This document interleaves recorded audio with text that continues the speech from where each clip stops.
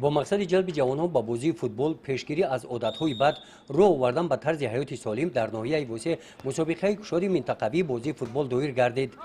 در این مسابقه دسته‌های فوتبالبازان ساحه تندرستی شهر و ناحیه‌های منطقه کولوب شرکت ورزیدند. در بازی نیم فینالی بین دسته‌های فوتبالبازان ناحیه فرخور و ناحیه بنام شمس‌الدین شاهین فرخوری‌ها بازی خوب نشان داده موفق گردیدند. بازی فینالی بین طبیبان ناحیه وسع و ناحیه فرخور هم شوق‌آور گذشت. فوتبالبازان ناحیه وسع یک چند مرتبه از وضعیت قله گلزنی استفاده کرده نتوانستند.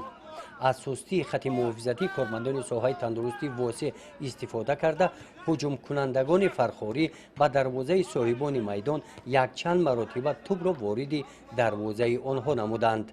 در مسابقه مذکور دسته‌های طبیبان شهر ناحیه منطقه کلوب بازی دارند. در عین حال در رفت بازی دسته بهترین معین گردیده و مسابقه ولایتی روانه کرده می شود. در جنبست مسابقه ناحیه وسع و ناحیه به نام شمس‌الدین شاهین جایهای افتخاری را صاحب گردیدند. ناحیه فرخور باشد صاحب جای اول گردیده برای اشتراک به دور ولایتی راه خط گرفت.